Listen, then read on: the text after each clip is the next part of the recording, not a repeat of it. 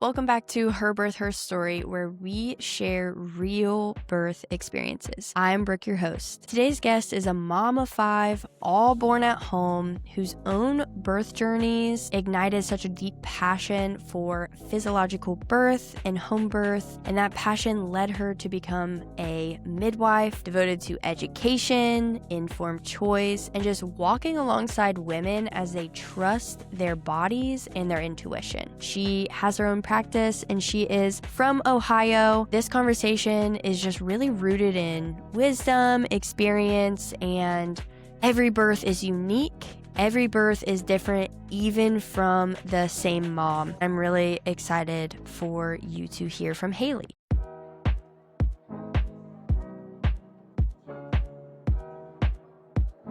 Hi, Haley. Thanks for coming on Her Birth, Her Story. Can you kind of tell us what life looks like having 5 kids around the house? Yeah, we homeschool, so it's definitely, not your average household.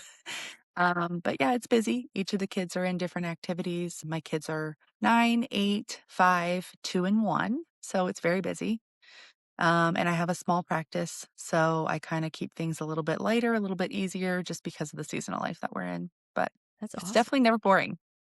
So I know that you absolutely love birth because obviously Yeah. your career's in birth, but also you've had 5 home births. And Yeah. I just think that that is amazing. And you even chose home birth for your first, being young and stuff. And so can you just kind of tell us like what sparked that passion of birth for you, and was it your first pregnancy or was there something leading up to that that really made you super passionate? Yeah. I feel like I had a little bit of a cheat.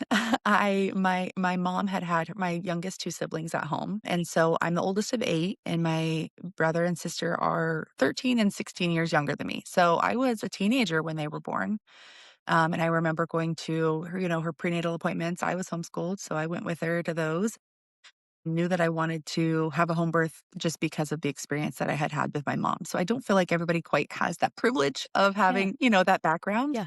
but I did. That is amazing. I love that. And to have 8 siblings or being one of 8, that's awesome. I love big family, especially because my husband is obviously one of 6, and man, it's fun. It's really fun, especially when they It is. all start getting married and having kids too. The house is Yes. loud. I'm going to let you, cuz we're going to focus a little bit more on your very first home birth, just because I feel like that will really help a lot of women, especially if they're wanting to choose home birth young too, or for Yeah. their first, because not a lot of people do that. So I'm just going to let you uninterrupted tell your first birth story. Yeah, absolutely. I think as far as, your birth goes, and this speaks for anybody in any, birth and any baby, I guess, you kind of get out of it what you put into it. And I can revisit that a million times over. But for my first birth, I was 20 years old, young, like, athletic, coming out of high school. Like, I felt like I had things going for me physically that maybe a lot of people don't, or they don't know that that makes a difference. And it does. And like I said, I was very privileged to meet my midwife very early on. I knew she was still practicing, the midwife that delivered my brother and sister.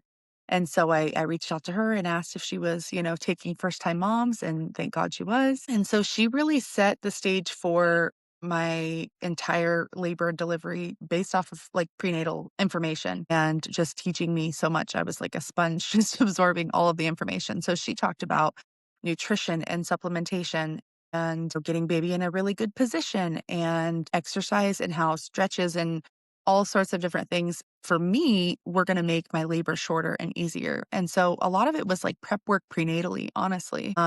Doing chiropractic care and massage and, all the things that you can do to kind of help, I guess, really get baby in a good position. And now I use that in my practice today. So I guess it starts there. I had amazing prenatal care from my midwives. She actually had a second midwife in her practice. So I saw 2 midwives monthly. They taught me everything, everything I know, really, truly. But That's awesome.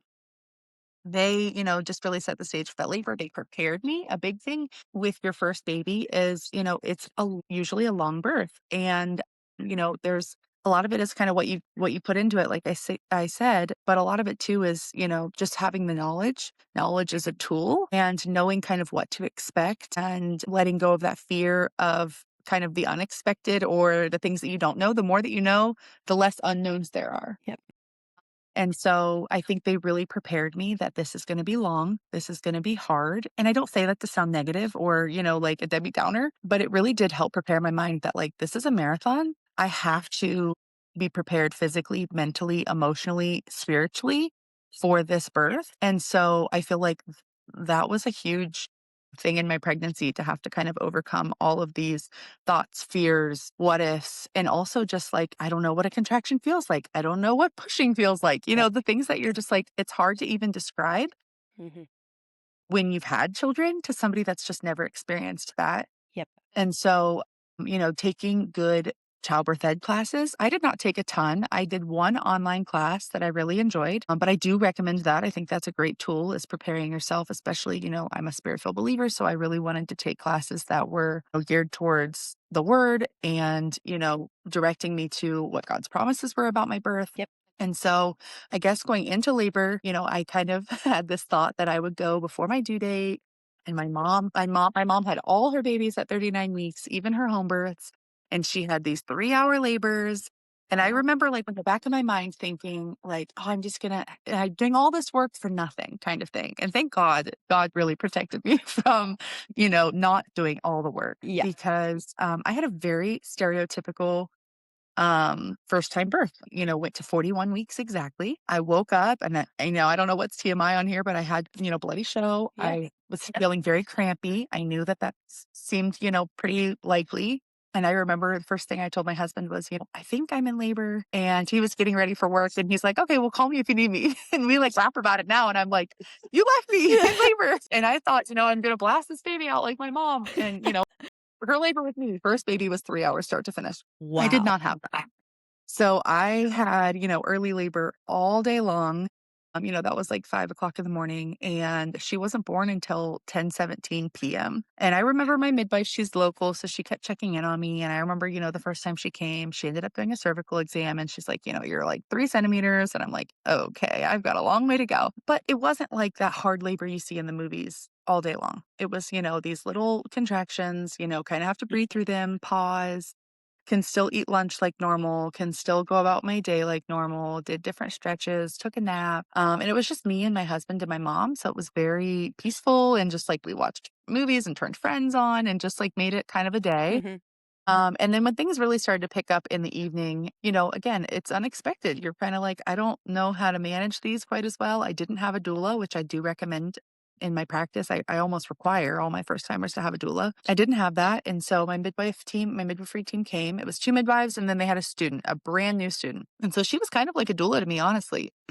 And I remember things picking up. I was kind of utilizing the shower at this point. I intended to have a water birth, but I wasn't ready to get in the tub yet. I was not far enough along. So it was kind of like pinpointing like 3 or 4 contractions in the shower, 3 or 4 contractions on the toilet, 3 or 4 contractions standing up to kind of like change my atmosphere and like, you kind of have to trick your body. Like I'm doing something different. I'm opening the pelvis and changing my hip position. But also, like in my mind, the different position changes kind of help the discomfort, I guess. And then I remember my water partially, like my water had I got like a hole in my water basically. It was just like a small leak. And baby's head kind of like fills that space. And so then it's like not a huge gush or anything, but I remember feeling that. And that was a weird sensation for the first time. And I was in the birth tub at this point in time. And so my midwife had me get out and she just wanted to see if it had ruptured all the way and kind of like the color of the fluid and things like that. She ended up breaking my water the rest of the way with my consent, just because at that point I was kind of like, hey, I want to see if that makes things kind of get going a little more. And then it did. It really made things change. At that point in time, I think I was about essentially 9 centimeters with the cervical lip, which you might, if you hear birth stories often or people, your listeners hear birth stories often, a lot of times first timers will have something that's kind of like a little anterior cervical lip. Yeah. Super normal. It just means that you're not completely dilated, but it's incredibly uncomfortable because you almost want to push and you're like resisting the urge to push. Hmm. And so my midwife, she had some great tips for me and little tricks to kind of help get through those last few contractions with that little lip. And I remember she had me like side lying on the bed and I was like, this is for the birds. I want to be up and moving. I hate Yeah. laying here. But it was so intentional and it did exactly what it needed to do and brought baby right down past that little bit of cervix left.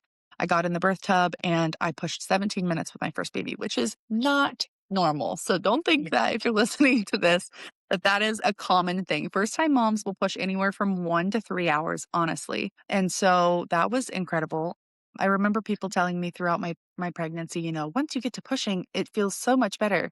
And I did not have that experience. I was like, this sucks. This is so uncomfortable. Like my mom was like, oh, once you get to pushing, like then it's over. So I think I had this mentality of like, I'm at the end, this is it. And here, this was like one of the hardest parts for me again, the most uncomfortable.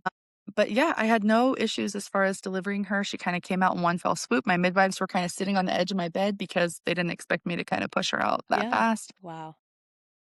And she was perfect and great, and my placenta delivered within, like, 5 minutes, which was a huge shock too. I Oh, didn't wow. quite have enough information about that, Yeah. like, and kind of what that process looked like and felt like and all the things. But yeah, it was a great birth. I didn't tear at all, which was a huge blessing. Like I said, a lot of preparedness, I think, as far as prenatally, but then also just I was truly blessed. So Yeah. Did you end up catching her?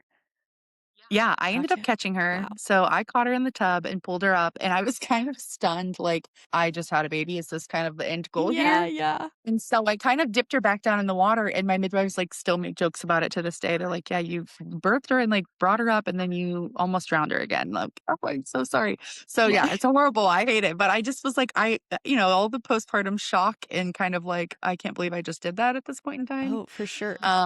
So yeah, I it was interesting. That's awesome. No, and I just feel like even for moms who do choose home birth for their first, sometimes they still get like, I'm not catching or I don't want to catch just because I don't want to mess something up. I know that you had said too that you obviously watched your mom home birth two of your siblings and stuff. Was that the final decision that led to that, or were there other things that kind of led to you choosing home birth for your first? Yeah, I mean, I definitely felt like I grew up in a more natural, holistic family, so I didn't love hospitals. I didn't feel like I'd be super comfortable in a hospital. I've only ever had I don't think I've ever had a hospital stay. I had had, like, my wisdom teeth out surgically. That's, like, all I've ever experienced, but I just knew that that was not something I would love, and I loved the freedom my mom had to be up and moving and really comforting herself in labor when you need to move or listen to your body, and I just felt like that would be, kind of what I would want to. Yeah. I feel like, especially us as first time moms, we kind of, and just being women in general, we kind of get this like word vomit to where we want to tell everybody what we're doing because we're so excited and we're so passionate. Did you have some negative reactions or people kind of negatively react when you're like, oh, yeah, I'm doing home birth for my first? Yeah, I did. I had a lot of supportive family and friends, thankfully, but I did have a few people like, specifically, people that just knew us from church or things, I was a nanny at the time. So people that were just like, oh, okay, that's different. I didn't have a ton of a negative response. It was more indifferent. Gotcha. So that was, a blessing. But I've seen a lot of people that over the years that have had really negative feedback. And I hate that for them. That's really, really hard. Yeah. Do you have any like advice or tips for a mom who wants to choose home birth for her first and maybe got that little passionate bug to where she started telling everybody about it and now she's kind of doubting herself and her choice? Yeah, you don't owe anybody an explanation for how you birth. So if anybody wants to pay any mind to how you're delivering your baby and your body is pushing out your baby and, your husband's on board, whatever that looks like, you don't owe it to anybody. So I think that, sometimes, I mean, I've had a few clients over the years that they don't even tell their family they're having a home birth. They don't necessarily lie. They just kind of like keep it completely in the dark. But yeah, I think that's wisdom. If that's how your family's going to respond or your friends are going to respond, you don't owe them anything. I love that. That is so good. Did you have any fears that you had to work through when committing to your first home birth? Save this for later, but I've honestly felt like I had more fears with subsequent pregnancies. And there's like little different reasons why. But I think going into my first, there was a lot of blinders up of just like being naive, but also, I'm young and I know everything. And kind of just like I did the work, I'm prepared. But honestly, I actually had more fear surrounding other births and that I had to really work through. Wow. I feel like just like with anything. Every single birth and pregnancy is so unique that just because you had this experience for your first doesn't mean that that's exactly how every single other birth goes. I mean, Yeah. birth is its own animal, like I like to say. But you also had mentioned just like how surrendering to was very crucial to your walk with your first, especially. So, what did surrender look like for you? Yeah, there was a time in my pregnancy and then again in labor where I had to just kind of like turn off my brain and really focus on I've done all the work that I can do at this point. I know God has me. I trust my midwifery team. I trust my husband and my mom. Like, I trust my support system. I picked them. I love them. Also, side note, if you don't love your provider, change providers. Like, if you don't have that trust, if you don't feel that way, that's not going to result in a really great experience. So go ahead and switch it up. Even if it's a midwife, even if you get up, you decide to have a home birth, you sit down with a midwife and you're like, I just don't think personality wise we mesh well. Yep. There is a midwife for you. So, I felt like my team really had me. I knew that I could do this. I had done all the work, like I said, everything I could do up until that point. And so, yeah, I did. I had to just surrender to God and just say, God, I can't do this any longer. I don't want to do this any longer. You're going to have to carry me through supernaturally if this is Yes. how it's going to be. Yeah. And I don't remember really how much longer after that I had her, but I do feel like I kind of had that like release for sure. Yeah. And just a little plug here because you were my doula for my firstborn. And I remember, and this has stuck with me ever since this moment where we were approaching like 36 weeks or 37 weeks. I just felt really overwhelmed. And you literally looked at me and you said, Brooke, you have to turn off your medical brain and just surrender and submit to God. And that, it makes me a little emotional because that right there, that released a lot of stuff for me because I felt like I had to keep doing all these things and in more Yeah. information. I needed more, da da da. And that wasn't the case. I already had prepared myself. I'm literally Yep. almost to the home stretch now. And now I just needed to surrender and submit to God. So I had to Yep. put that plug in there because that literally has changed birth for me and just the way that I view birth. Because I still think it's important to be educated, obviously, and you should prepare, but you still need to surrender too because birth Yeah. is its own thing.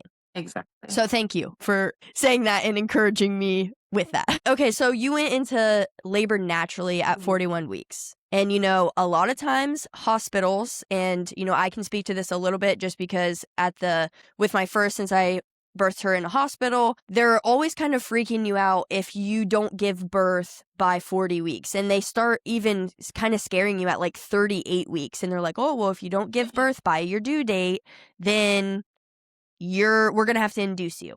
So why was letting your body go into labor naturally? Why was that so important for your outcome? Yeah. Statistically speaking, there is the risks of stillbirth and placental anomalies and, different types of things that they kind of give you these scare tactics with. It's virtually zero. Like, it's very minimal as far as post dates babies. And honestly, first time moms typically go 7 to 14 days overdue. That's just the rule of thumb. If you let women do what they're supposed to do, they will go into labor on their own, typically by 42 weeks, almost always. Of course, there's a few outliers. And, even in my own practice, there are things that we do after babies are term, after babies are post dates, which are going to be after, 42 weeks that we do that I like to, make sure we've got a healthy baby, we've got a For sure. healthy placenta. Why haven't we gone into labor? There's definitely questions there. There's definitely, things that we're doing. We're getting ultrasounds, we're doing a biophysical profile, things like that, just to kind of double check on baby. But if you think of 40 weeks more as your like bare minimum and it's like the goal, it'll change everything in your pregnancy because 40 weeks is really honestly like it's a goal. It should be a goal. Babies statistically at 38 weeks, 37 weeks, sometimes even at 39 weeks, they have, respiratory issues. Their lungs aren't completely developed. They have a harder time waking up to breastfeed and they're sleepier. And I see all these women that have had a 37, 38, 39 week baby and they're like, oh, my breastfeeding journey was really hard. I had to wake them to eat. And then their second babies that they had at home, we went, let them go naturally. They're 40 and 1, 40 and 5, 41 weeks, whatever that looks like. They deliver on their, they decide when labor starts. They come on their own. And then they're like nursing like little champs because they are ready. They were prepared for this. Yeah. And so, to answer your question, I think that letting your body go into labor on its own, it really does set you up for success because there's no cascade of anything when you're letting your body go into labor on its own. You know that it's ready. You know that your baby's ready. So, one, you don't have to worry about necessarily your baby probably having nearly as many issues because they're telling you, they're sending the signals, I'm ready. And of course, again, there's emergencies in birth. We know that. But as a normal, physiological birth goes, those babies are more prepared. They're ready. They're more ready. They have less, interventive issues with breastfeeding, with respiratory stuff, everything. They just do a better job. They're prepared and they're ready. As far as your body goes, being induced it's the worst. There's something that they do in the medical model where it's called a Bishop score. They're basically giving you a score based on whether or not you are more ready for an induction. Hmm. Your cervix is more favorable, things like that. If it's thinned, if it's dilated, and the higher the Bishop score, the more likely your induction is going to be successful, basically. And if there's a woman that has a really high Bishop score and she's got a medical necessity for an induction, of course, that's what it's there for. But to just induce your average, first time mom at 39 weeks because they're uncomfortable or because, they're excited to meet their baby, we've all been there. It's hard. Those last few weeks are absolutely grueling. Yes. But she's got a closed, thick, and high cervix with a baby that's sky high. That is just asking for a recipe for disaster. And it makes your labor harder. It makes your labor longer. They break your water earlier, or they encourage you to break your water earlier. They give you Pitocin earlier. And we all know Pitocin. Anybody that has had a baby or has heard anything about birth work, anything about birth in general, they know Pitocin is a hard drug. It's uncomfortable. Hmm.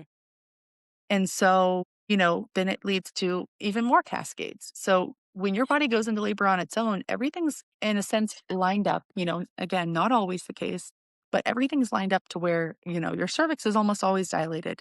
Your, baby is in a low and good position. Your body is ready and you're not trying to authenticate these like contractions and make something happen. Your uterus is already contracting and doing exactly what it needs to the extent that you need it.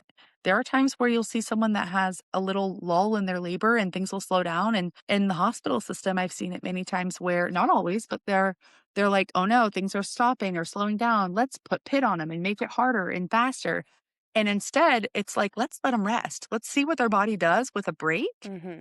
And 9 times out of 10, I swear these moms will wake up pushing if we just let them do what they're supposed to do. And so, yeah, I could go on for this for hours. So I No, will for try sure. not to. But truly, letting your body do what it needs to do and go into labor on its own is it's a huge, like point in the midwifery model. Like that's just something we really, truly stand by. Again, unless something is going on medically that we're concerned about that we need to kind of get things going. But on a normal like average physiological mom, in birth experience, we want them to go into labor on their own always. Yeah. And I feel like, too, if you don't have the right team, it just ends up like they're just wanting everything to be rushed and hurried and everything's like in the time crunch, but it's when you actually look into each thing that they're trying to do for you, this time crunch is not necessary. It seems like it's more of a convenience thing for them because instead of, always opting for maybe some more natural things like position changes or rest or hydration or things like that, we're always quick to, do the next medication. And then the medications, even if they work, it's still not a one size fits all. It's Right. not like that. And that's where my frustration with the hospital sometimes comes into play because every person is a bio individual and there's pros and cons to each thing. And I feel like it's just so like they make you feel like you have to do it right now or it's an emergency when in reality, there's not an actual emergency happening. It's just a timing thing. And and it's frustrating. Yeah, there are providers that are incredible in the hospital system. So if somebody is listening and they're like, wow, my midwife doesn't sound like this at all. She's a CNM, she's a hospital based midwife, and she listens to me. That's not who we're talking about. Yeah. That is, those are such a blessing. And we love those midwives that provide great care in the hospital system for when home birth is not, an option. You're not low risk Yeah. or it's just not a desire. Yeah. No, for sure. And, I want to touch on your husband being a support system for you and just kind of the things that maybe he did for you during your first, or maybe some things that he kind of had to learn or overcome too while, being his first child as well. Can you kind of speak to that a little bit? Yeah, absolutely. He is very easygoing. So he's like the calm, cool, collected guy. And so when I mentioned home birth, he was like, sure, whatever you want, kind of thing. He went to the prenatal visits and things with me and kind of soaked it all in as well.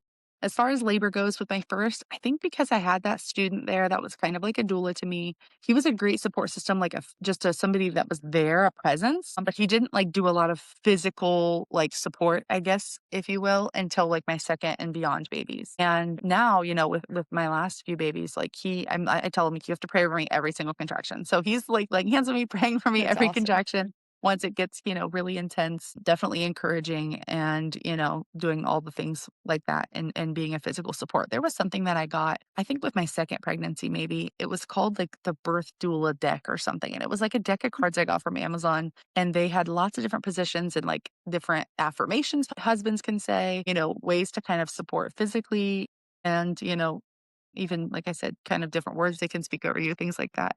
And I felt like that was a great tool for us to kind of teach him and like kind of like this is what I like in labor, this is what I don't like in labor. And I've used it with my clients when even before I was a midwife as a doula, like, hey, go through this deck of cards and on a normal basis, if you don't know what to expect because it's your first baby, then what do you like on a normal day? If you don't like your feet to be rubbed on a normal day, you're probably not going to like that in labor. But if this is something that's really comfortable for you and like this is something that you really enjoy with your husband or whatever and you really love words of affirmation, like that really is something that's high up on your love language list or whatever, then that's going to be a key for him is to kind of give him props of kind of what to say or things that you like to hear during labor. Yeah. No, for sure. I think that's really good advice. And I think that that's good advice for anybody who comes into your room because a lot of people like to have like their mom and stuff like that too. And so if everyone's on the same page of how to best support you, I think it just makes for a lot better of an experience for sure. Okay, so now I want to just kind of maybe hit the Cliff Note versions of 2 through 5, but then at the end, I want you to choose like one word or theme that kind of goes with that specific birth. Ooh, okay. My second birth, I felt like, you hear all the stories like, oh, your second one's so much easier. Your first one's your marathon baby. You've gotten the harder birth out of the way. And so I think I didn't prepare enough with my second. Gotcha. My kids, my older two kiddos are 20 months apart. So I was, had them pretty close in age, went to the same midwifery team with my second baby. And I felt like, I had kind of done the hard part. So like, I don't need to prepare as much. And what a lie. So he was up in a posterior position, which if anybody, doesn't quite know what that is, it's where instead of like the baby's head facing the mom's back, his head was facing he was actually facing like the front of me and the anterior side of my stomach. And I didn't know that going into labor, and it wasn't, it's not a huge deal if babies are that way prenatally because they can rotate and move. But my water broke before labor, which was a different experience for me. And it took from, my water broke at 2 o'clock in the afternoon. Labor really didn't start until about 10 o'clock at night. And I remember making all of the mistakes. You'd think I know better, but I made all the mistakes of like, let's get labor going. My water's already broken. And so I tried so hard from 2 to 10 p.m. or, 8 or 9 to get things going. Took a 3-mile walk with my mom and a couple friends. And like, we just sat around and did whatever. I did not rest. I did not sleep. And if I could go back in time, I would have gone home. My water broke, no contractions. I'm going to sleep. That is like the biggest piece of advice I tell my clients. Rest. You're not going to make labor happen, honestly. So I made that mistake. My labor started, of course, right when I'm ready to go to bed. And I'm like, forget it. It'll start tomorrow. No, it started as soon as my head hit the pillow. And it was so long, all night long, hard, contractions. Because when your water breaks ahead of time, it's a little bit more uncomfortable. It's a different experience. You don't have that cushion anymore. And then just being tired. That's so hard. And so he wasn't born until 10:49 a.m. And I remember my midwife, I was like, probably 8:30, 9 o'clock. I don't actually know the time, but before he was born, of course, before I was ever pushing. I remember saying like, "This is horrible. This is so uncomfortable. I do not remember my last birth being like this." And so she checked me and she was like, "Oh, it's his position." And so we did a different position change for me. And like within 3 contractions, I went from being kind of stalled at a 7 for hours to complete and ready to push. And my pushing with him wasn't super long or involved either. But I remember he had lots of facial bruising because of kind of the malposition. And I remember thinking afterwards, like, that sucked. That was so hard. And I cannot believe I let myself not be super prepared and not do what I needed to do as far as that goes. So that's really what honestly made me encouraged to become a doula and to kind of advocate for other women because I felt like that first birth experience, even though I didn't have a doula, I had that student that was like a doula to me. And so that kind of started my journey into birth work for one, but two, it really had me prepared for my third baby. And my third baby was born right in the height of COVID. And so I ended up not finding a midwifery team and I decided to free birth her. And I had a good close friend who was a doula, and my husband, my mom, and my grandma decided to come too because it was COVID and why not? Yeah. That was interesting. I don't think that I don't disagree with free birth if that's what somebody feels called to do or they wanna do that. I do think now I wouldn't do it again just because I know what I know, and it's nice to have a provider in the room that, can help if there's something that does go wrong. As the mom, it's kind of hard to take initiative and, like, handle a resuscitation if you don't really know what you're doing or if you're just tired as the mom. Like, even as a midwife, I still hired a midwife this time just because I'm not wanting to midwife myself. But with her, my birth was great, actually. It was so great. It was like I felt like I needed to prove something. But I remember I went 41 and 3. So with my son, I had gone 2 days over. My second birth was 2 days over my due date. A little early for me, if you will. And then my third, I went 10 days over, which I think is part of COVID's fault. Like Yeah. just all the unknowns. It was right in Yeah. the middle of the toilet paper crisis, whatever. And so I went 10 days over. I was getting ready to go to bed. My husband and I were laying on the couch. My water broke. It was like audible and it was like a rushing river. And I remember he was so panicked because he wasn't there with my second when my water broke. And so he was freaking out, running around like crazy and no contractions. And I thought, oh my gosh, I'm going to bed. This is going to be like my son. And I went to bed and within an hour, I was like, there's no way I can sleep through these. And she was born 4 hours later. So it was just about 5 hours. So I had gone from, my 24-hour birth or 20-ish hour birth to, like essentially 12 hours to now about 5 hours. It's great. Awesome. I did feel like I did a lot of spiritual prep work for this birth. I had revisited that online class that I had done with my first, and I had made lots of affirmations. I had some women at church, write out different things for my birth and be praying when I went into labor and had like kind of a prayer chain going. And it was very redemptive for me. That birth was honestly probably my favorite just because of how redemptive it was. I never felt like I was out of control with like my contractions. I remember looking at my husband and saying like, I can't do this for 10 more hours, thinking this is like, oh, I have a lot longer to go. And within 2 or 3 contractions, I started vomiting, which is like my telltale transition sign. And I just knew right then, like, I'm at the end. I can do this. And so that was actually really redemptive. With my fourth baby, I was a student at the time. So I was a student midwife. I know I was a student midwife for my last 2 pregnancies, so that was interesting. That was so hard. That's a whole nother story, but I, was attending births until I was 38 weeks pregnant with her. And so the last 2 births that I had done, like, not the very last birth, but the second to the last birth was very stressful.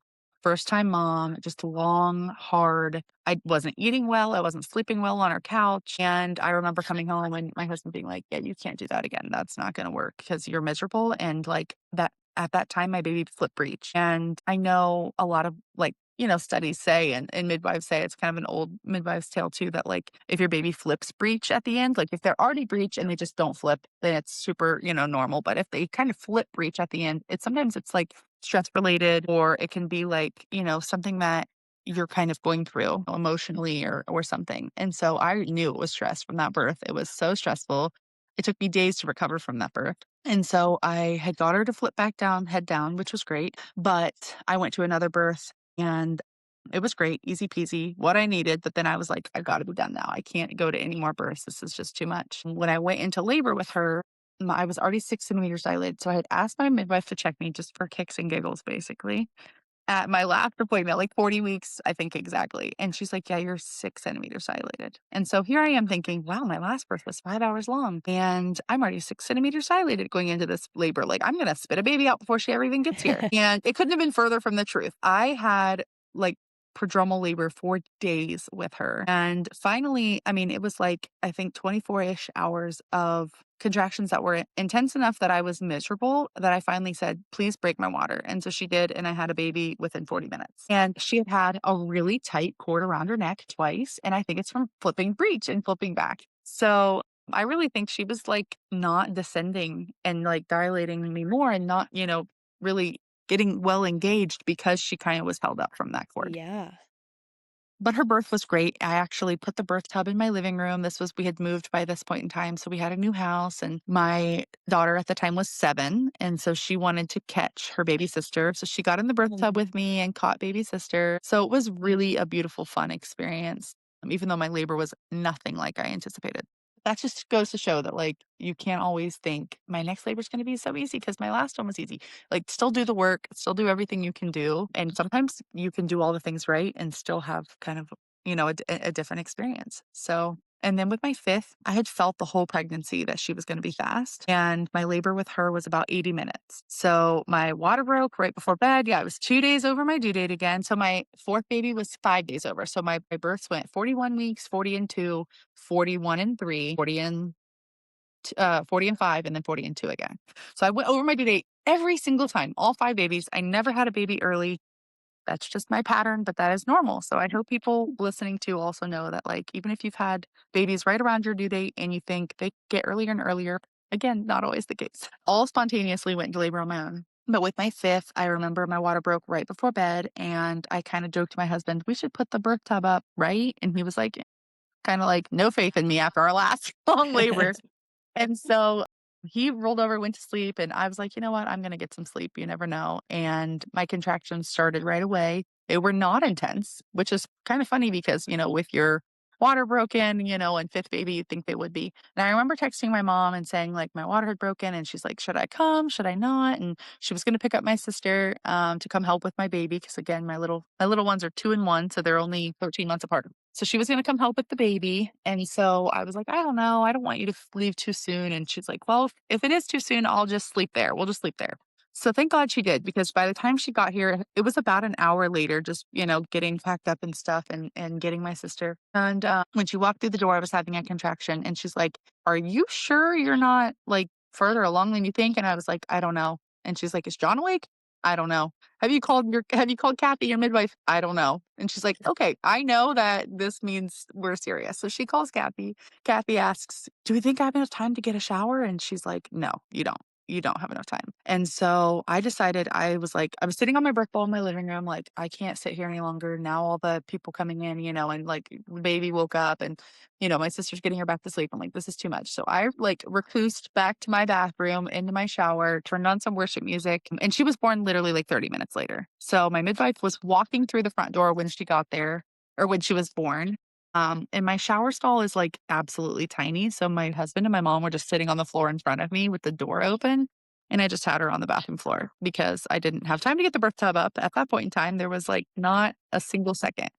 So that was a really great birth in my opinion, but it is like a shock to your system when you have such a fast birth that you're like, so there's a mind body disconnect of like, I can't believe I just had a baby. And so sometimes there can be some stuff that kind of pops up from that too. Mhm. For me, thank God there wasn't. I was just like, thank God it's over, and I didn't have any issues. But yeah, it was really fast. Wow. That is amazing. I think it's good too that you're just saying that just because you had a fast first doesn't mean that's what happens with all of the other ones. And sometimes there's just things in your pregnancy that happen. Yeah. So if you were to give a theme or like a one word to describe each of your births, what would that be? With my first, it probably would have been um like steadfast. Like it just was like you just needed to kind of roll with it and do what you needed to do. And it wasn't super short, but it wasn't also like, fiery or hard necessarily. With my second, I feel like I was unequipped. And I hate that that's the word. I don't want that to be the theme for his birth, but I do feel like there was just like, it was different. It was interesting. It wasn't quite what I expected. So it was definitely, it's unexpected. Maybe that's a better word, I guess. But with my third, it was truly redemptive. I really felt like my third birth was so special. And then she ended up being my hardest, infant, but that's okay. The birth itself was great, and she's great, obviously. She's so sweet. With my 4th, I didn't mention too, she had flipped breech, obviously, but I had a really close friend, one of my closest friends who was miscarrying at the time that I was going into labor, and I really felt like there was a, like, subconscious, like, that was holding me up that was part of, like, my, birth experience was, like, my body was trying to go into labor, and she's texting me saying she's miscarrying, and I'm like, "I don't know how to do this now." My body, like, of course, I'm saying, "Yeah, go into labor." Like, we can't help that. We are mourning for our friend, but we are also, like, 40 and 5. Like, we know that this is fine, but it's like my body just wouldn't do that. So I feel like there was, like, some sort of kind of, like, grief over me and over, like, my birth space that I had a really hard time, really, like I said, going into labor and, like, really truly turning over in labor into, like, more of an active labor. Yeah. My 5th baby, her name is Calvary, and I feel like that is so telling for her birth even because she is just absolutely so beautiful and spunky and, such a feat for obviously what the Lord has done for us, and I feel like that was truly kind of the theme of her birth was just that, like, look at what he did at Calvary and look what he did here. She was very unexpected, unexpected pregnancy. My little one was only 5 months old when I got a positive test, so we just weren't ready. Knew Yeah. we wanted more kids, but I just felt like there was such a special experience because I just, again, was kind of like, "Oh, I don't feel like I'm quite ready for this birth," and, another baby in general, and by the time I was in labor, it was so redemptive and just so, completely the opposite of what I could have ever asked, dreamed, or imagined, Yeah. and that's why we trust him and know that he has a better plan for Amen. us. So now we're going to do a little game. Okay. So if you had to pick what birth matches the personality of your kid, which birth was it? That's a good question. I think, honestly, they kind of all match them. Really, truly, like, I always joke that, like, the time of day or night matches your kids, like, if they're a morning person, they're born in the morning and vice versa, but, like, my 3rd child, she is very much everything is in your own time, in her time, like, she didn't wanna potty train, at 2, even though she was so smart and could tell me, "I need a diaper change." Yeah. And, she's just, like, drug her feet on everything, and I went the longest in my pregnancy, and then she's just a wild card. She is. She'll say and do anything, and her birth was like that. My water had broken and labor had started really quickly and progressed really quickly.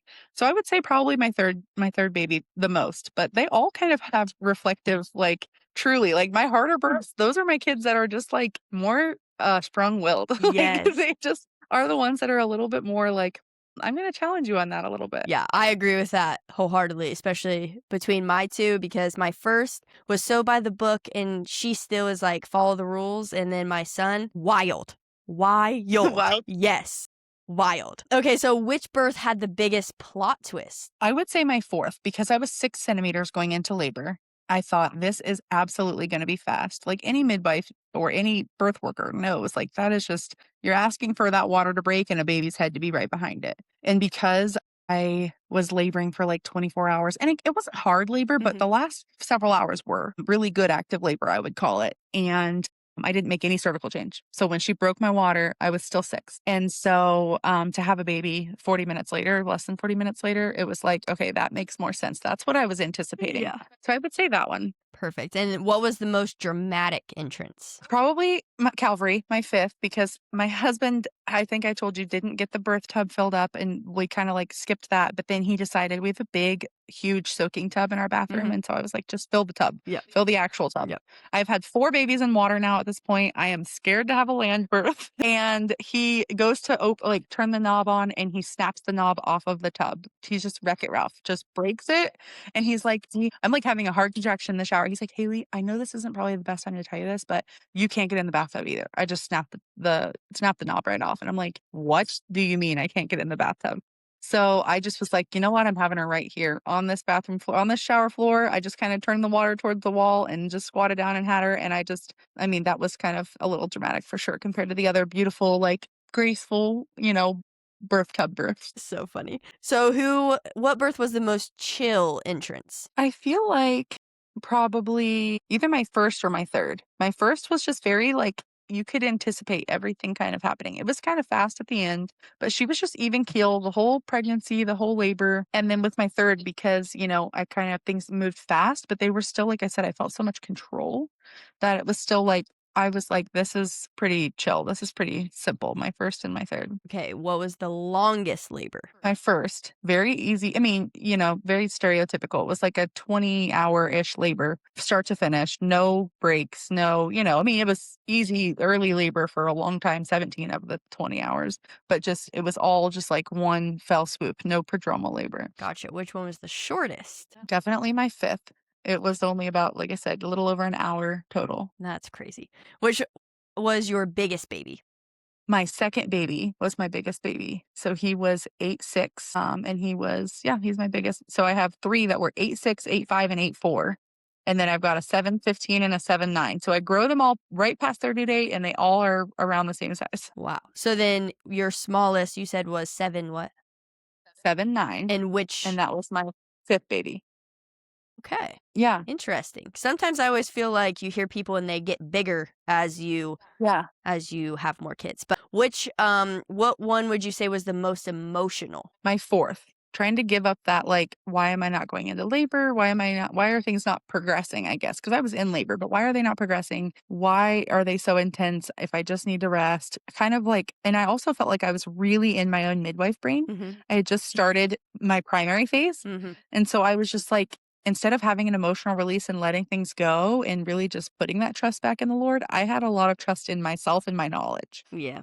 Yeah, no. Not that I can obviously say because I'm a midwife because I'm not, but I definitely can relate to just needing to kind of let go. You have said that birth matters, good, bad, or whatever that might be. What does that mean to you? Yeah, I think just because somebody has a harder, longer birth experience doesn't like having a easy, fast birth doesn't reflect on who you are as a mom or who you are as a person at all. And I think it's funny that, like, it's almost like a competition between women. Like, "Oh, well, my birth was," and sometimes it's almost a competition for the worst. "Oh, well, mine was 40 hours and I tore front to back," and you hear, like, all these horror stories and you're like, "I don't that's actually not a flex," but also it's not a flex to even have a fast, easy labor. Like, there are things that come with either sense and everything in between. And it doesn't reflect on your parenting. It doesn't reflect on, you as a person. A lot of times it doesn't even reflect on what you've done prenatally. Like you said earlier, like I said, what you put into it is kind of what you get. But then there's still outliers. There's still times where I've had women that have done everything right and then they still need help in an assisted delivery or something. And I feel like those are the ones that have to process the most because they are thinking like, well, I did everything right. Why did I still get this outcome? Or why did I still need forceps instead of my home birth or whatever Yeah. that looks like? And I don't have all the answers to that. And I feel like it's one of those things where we will get answers hopefully in heaven. But if we don't, we just have to trust and know that like God has a plan and his hand in it all. But I just want women to know too, like if they do all the work and they still have an outcome that's less than what they think is perfect, that it's not a reflection on them at all. I think that's really empowering too because we just want what's best for our baby at the end of the day and a healthy baby that and a healthy mom like that's always the best outcome. But we just put a lot of pressure on ourselves to make it be a certain way. And since we live in such a social media too, we see everybody's highlight reels of their birth. So then we don't ever see maybe the preparation that goes into it or the gritty stuff that does happen, the intense stuff. We just see the beautiful moment of pushing a baby out and putting on your Yeah. chest. But that's the great reward of birth, but that there's Yeah. so much That's the more. highlight reel for sure. Exactly. So I feel like, especially with home births too, and especially if you're going to birth in a hospital, but you definitely have to be your own advocate. And can you tell us what does true self-advocacy look like no matter where you birth? It looks like having a plan in action and having a birth plan, preferences, having your partner on board so that way they know when they need to step up and advocate for you, they can. Because in labor, it's really raw, it's really vulnerable. It's also very, head spacey. So you're kind of in your own element and you're not going to be able to advocate for yourself well. That's like first and foremost. Like I'll tell anybody that if they are wanting to have a really hands off, natural, they're fighting hospital policies, then they have to have someone fighting for them because it's definitely hard to do on a normal basis, even if you're the most confrontational person. But if you lack any confrontation or you also are in labor, you're uncomfortable, you're focused somewhere else. Your mind is focused elsewhere. For me, like my husband, I love him so much. He is not confrontational in the least bit. I would absolutely have to have a doula in there to be, saying, this is what she wants. No, don't do that. And all that stuff, just because he could not do that. Yeah. But Yeah. some husbands are very fiery and they have a really good time. Like they're really good at that. But again, it's still nice to have somebody else because if he's focused his energy on you and supporting you and helping you through hard contractions, then he also can't really be dedicated to the advocacy part of that. Yes. Very true. What would you tell a mom who is drawn to home birth but feels unsupported or just unsure if that's what she should do? Interview lots of midwives. Get an idea of like what midwifery looks like in your area. Listen to their statistics of kind of their outcomes at home. Are they licensed or not? Like, it depends on the state that they're in. There's lots of different things that kind of go into that. But just get to know them as a person, as a midwife, get to know their practice. Sit down and talk to your husband or your partner about this. Like, are they supportive of this? What are their fears? What are their thoughts? Have them interview the midwife with you. I've had so many clients that over the years, their husbands are the ones that are kind of like, I don't know, it's the safety or, the unknowns. And we'll sit down and I'll take them through all of my equipment and show them everything that I have. And here's how we use it. And this is exactly like how the hospital would do it. And this is that. And, you know, XYZ. And that's almost always just all it takes. They're like, wow, I did not realize. I kind of thought you came in here, sat down. And then when the baby came out, you just, put some worship music on and lit some candles and called it a day. So Yeah. I definitely think getting to know the culture of home birth in your area, there's birth centers in certain places too, if that's kind of like a happy medium, if, in a sense, but really sit down and figure out what your desires are, why you want a home birth. I ask all my clients, why do you want a home birth? If it's to save money from the hospital because you have, improper insurance and our healthcare system's kind of messed up, then that's not a good enough reason for me to like allow you to come into my practice because that's not really, that's not a good enough reason. So get to know, like I said, the teams available around you and make sure you guys are all on the same page. Yeah, that's so good. So I like to end every episode with one question, and it's if you could speak one piece of empowering wisdom into the hearts of mothers listening, what would that be? We kind of touched on this briefly, but really learning, gaining knowledge, getting information, but then also really trusting yourself, trusting your gut, trusting your intuition. And, in our situation, like in our case, trusting God and trusting that He has a plan in all of this, but really just like honing in on your intuition and your gut too, because it's so powerful. Even if you don't have a medical background, you don't have, midwifery knowledge or whatever. Like I think mother's intuition is invaluable. And if I have a client telling me the opposite of what I'm thinking as far as, a position change in labor or whatever, and they're like, no, I don't want to do that. I feel like I need to do this. I'm like, please throw out what I said out the window. Do what you think you need to do. Yep. And it's almost always rewarding. So don't discredit your intuition. Yes, that is so good. And Haley, thank you so much for coming on Her Birth, Her Story. Yeah, of course. Thanks for having me. Wow, what a powerful story. I love hearing her birth stories, even though we had the cliff notes of 2 through 5. So we'll definitely have to have her back on the show to hear all of those. But what power and beautiful reminder that she has given us that birth is just not something that you just get through. It's not something that you just show up for. It is a marathon. It is something that you need to prepare for from the get-go and something that you need to educate yourself to understand, honor, and feel empowered. And this could be through education, submitting to God's will, surrendering, and just having a deep respect for the physiological process. Thank you so much for listening to Her Birth, Her Story. If this episode really resonated with you, please share it with a mama who needs to hear it, someone who needs to be encouraged. And just don't forget to follow, review, like, subscribe the show. This just helps us to get our stories out to reach more women. Remember, no matter where or how you give birth, this is your body, your baby, and your birth. We are reclaiming birth one story at a time.